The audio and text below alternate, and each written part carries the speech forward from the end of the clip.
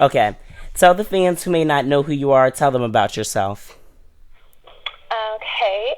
Well, I let's see. I started putting videos up on YouTube in 2006 just to get an unbiased opinion from like the general public. I just wanted to see, what they thought, if they think I was good, if I thought I sucked. And so I put these videos up on YouTube. My first video was music's love, love by Music Soul Child, and I just got a response that was, I guess it was kind of surprising. People started requesting me to do more songs, and I just continued to put more up. And a year into this, I had reached 1 million views, and people then started approaching me to, either sign me or they wanted to write for me or they wanted me to collab. And one of those people that reached out to me was Jermaine Dupri, and yeah, he wanted to sign me. So how does it feel So to work with JD? working with him is it's definitely a challenge. He's always pushing me to go be above and beyond, and you rarely get any compliments with him when you're doing good. It's kind of just like, yeah, that was all right. But like he's always pushing you to do the next thing, make you, I guess, not get too comfortable with what you've already accomplished or whatever. So he's very hard, but at the same time, it's like he's striving for perfection, and I think that if you want to succeed, then you shouldn't have a problem with that anyways. Right. So who were your musical inspirations and why?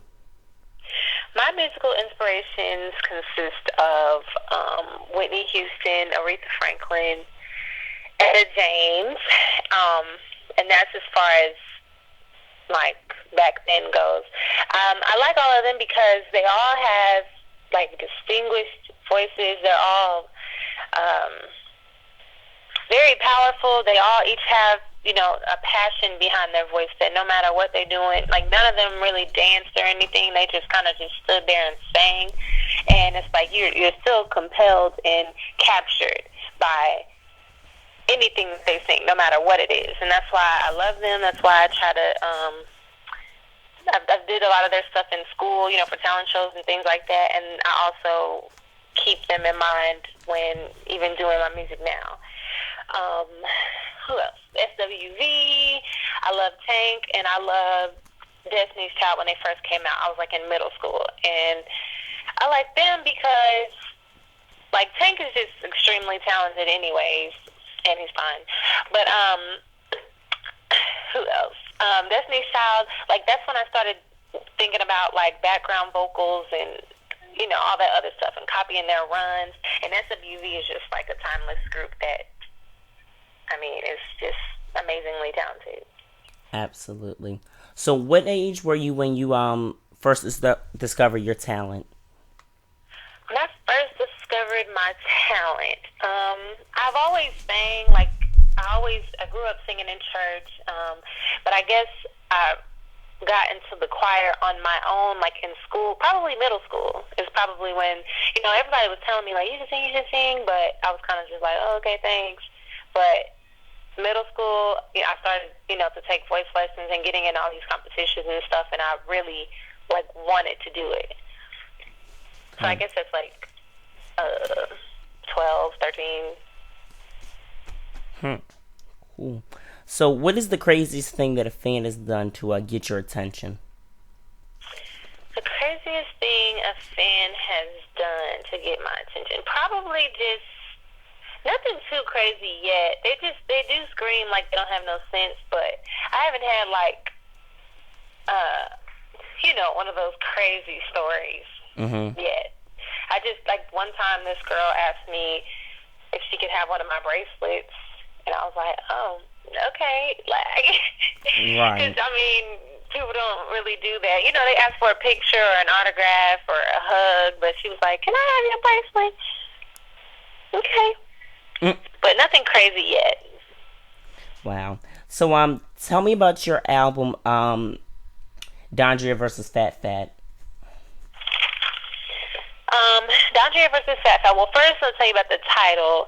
It's not necessarily like the whole alter ego thing, like Beyonce, Sasha Fierce, or Usher versus Raymond, or Raymond versus Raymond. It's more like showing everybody that Dondria, the artist, is more than Fat Fat on YouTube.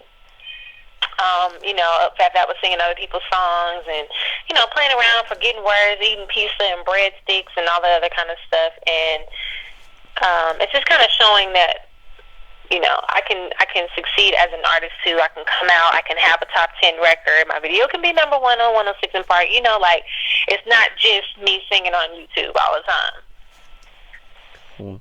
So and I'm sorry. Go ahead. That's the title, but I just wanted to also point out that I'm really trying to do real R&B with this album. So it's not going to really be a lot of trendy stuff. It may be one or two songs, but everything for the most part is going to be just that real feel good music, that R&B that everybody can relate to, and it's just hopefully it's timeless. Mhm. Okay. So who can we expect production from on the album? For production, you can definitely expect JD, Brian Michael Cox, The Incredibles, and we basically kept it in the family, so it's not really going to be too many outside producers. Right. So, my next question. So, when is the album coming out? The album comes out August 17th. Okay. Now, my understanding was that it was, what was the original release date again? The first Lord. one? Which one? Okay. The latest one was supposed to be July 25th. And then, the original one was last year in June. Wow. So we've just been working and trying to, we used to be with Def Jam, and now we're independent. So that had a lot to do with the timeline and just trying to find my niche. At first we were doing probably easier songs, more teeny bopper, I guess, and now we found it. We're, we know that we're gonna do this R&B, and we're gonna do it the classic R&B that everybody's gonna enjoy. So a lot of changes along the way. Understandable. So, what's the concept of your first single, "You're the One for Me"? The concept of the first single, "You're the One," it's basically I'm in a relationship, and I have this guy, and he's so great and so awesome, and he's the one for me, but I don't really realize it, or I haven't realized it before. And I guess I just have an epiphany, and I'm like, oh my gosh, I'm sorry for the way that I treated you, for everything that I did wrong. You're the one. I apologize, but can we just be together and love each other? Because you're the one for me. Now, how long did it take for you to record your album? It took probably, I guess the process is about a year and a half. Just because, you record all this music and you just keep recording, song after song, but then it's you have to pick the final 12 or, the final 13 or 11 or whatever. So it's probably been a year and a half, 2 years. Okay. Now, what artist would you like to work with? I would love to work with Tank. Hopefully that can happen this year. Who else would I like to work with? I would like to work with a lot of people. Beyonce. I would love to even have even if it's just an interlude or something on an album, just something with Whitney Houston, because she's I don't know. That's just it for me. But then I would also like to do something with Justin Bieber, and I like Taylor Swift. I would like to do something with everybody. I want to be diverse. I want to be, all over the place, but not oversaturated. That's cool.